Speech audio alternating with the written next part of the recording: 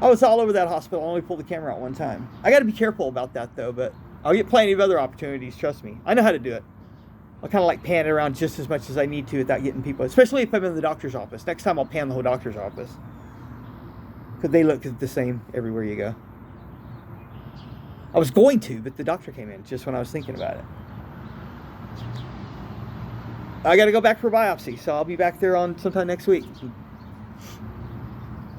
If I got a bacterial infection, which is still possible, he said, because there's a couple of them that take a while. We're waiting for those cultures. It's like 6 weeks. Why wait?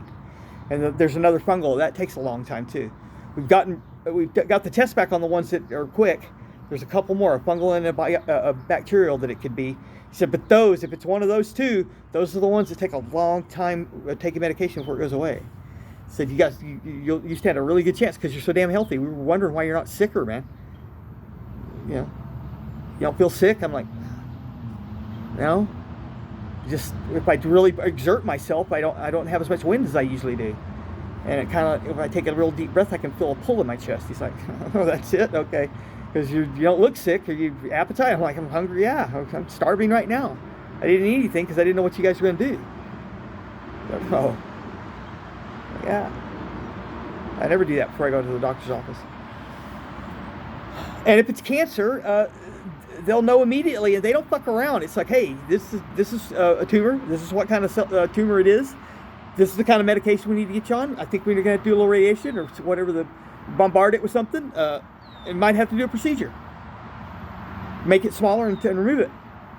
I said, okay, yeah. Because I've done the math. It's like 65% of the people that go through all that, they're alive 5 years later. That's, well, yeah, 65% are alive 5 years later. I mean, I wonder, you can just take 65 people at random and see if they're alive 5 years later and probably be a lot of bad news, The doctor, it's not like the doctor's like, oh, now you're healthy, you'll live to be 100. You can't do that. All they can do is give you the statistics on how long people that have gone through all what you just, the course of treatment and procedures, how many of them are alive 5 years later. It's quite a bit. It's like 65%. And I'll go on some kind of adventure, And that happens real quick. I'll be done with any kind of cancer in like 3 months. I'll have a few months. I know it. They'll go, okay, get out of here. We got to come back. You got to come back and we got to take a look at it again in a few months.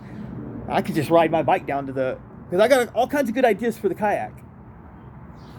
Basically, that kayak could be. I could just crawl down there with $20 in my pocket and I could launch that kayak with a bottle of water and a bottle of tea and a couple of meals. No shit. I'm not gonna do that though. But I don't have to do all those big upgrades I'm talking about. I could just have a drone. I could leave here with a drone, a GoPro, a stove, a bilge pump, a couple of battery packs, and a couple of battery packs like that one, and a solar panel, stuff like that. A stove. Then I could ride my bike down there, have big plastic, all kinds of plastic bags to store my stuff in, of different sizes, the strongest ones I can get, and get some really big.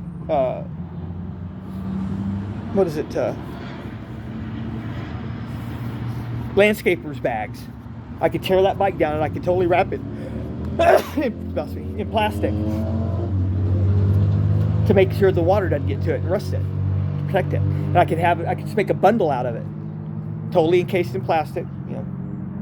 Wrap it in a tarp. After that, have it totally encased and sealed in plastic, and then wrap it in a tarp. And have that tarp strapped to it, just like a bundle, strapped to itself. Compressed with a couple of tie straps, ratcheted, tie downs, just by itself. Then I could just have that as a bundle. I could just set it in the back of the kayak, nice and neat looking, instead of all that shit hanging all over the place. And strap that down. Have the stuff strapped in the front, have the interior. The new way to make food, no more of these cans that weigh a ton. Packages of tuna, chicken,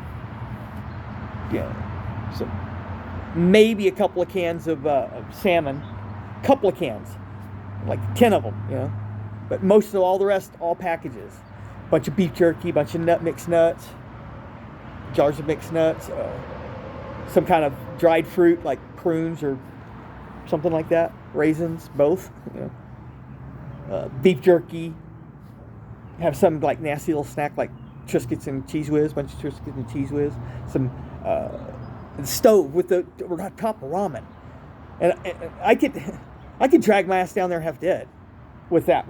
After going shopping, ride all the way down there. It'd take me a couple of weeks, if that. I know the route now. I could get my ass down there. I could be in bad shape too. I could be barely dragging my ass down there. Trust me, I'm not done. I'm gonna go on a few more adventures, no matter how sick I am or what's gonna happen. If I'm gonna die soon or not, I'm gonna do something. And then if I am dying, or if I'm not dying, if I'm all healed up and all better, I'm gonna go get that back catalog too. I'm gonna be uploading at least there's gonna be a bike trip and a kayak trip before Christmas. Happy Thanksgiving. Here you go. It'll be on my channel. I guarantee. I promise you that. It might not be everything I was talking about, but I'll have a better camera, a drone to show what I'm doing better, and I'll use everything I learned from the last time to make it easier on me and to make the videos better, okay? And then I'll probably do another bike trip. Try to get to maybe my sister's house to get those damn SD cards in my computer. And that'll be my hobby, I'll let you know how it turns out. I just keep flashing back to Lance Armstrong. He's kind of like my hero. And now I'm really a fan, because he had testicular, lung, and brain cancer. And went through courses of treatment and some procedures. He was a fighter, got healed up, and then went on to get 8 Tour de France's, I guess, after he got over cancer, and he's still alive, and he doesn't look too shabby.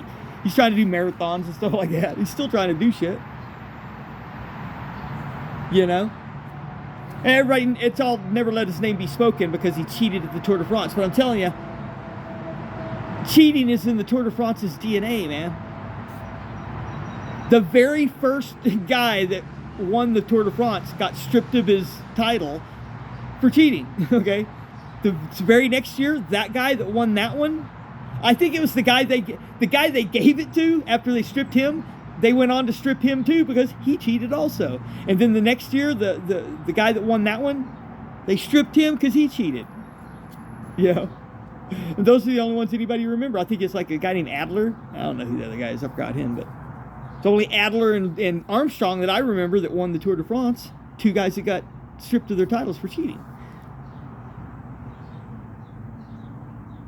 He cheated death, tell you that, for a long time. See if I can't pull that same trick. Anyway, you guys have a good day. I'll let you. I might do an exercise video and tell a story tonight. Spooky story. I got a lot of them.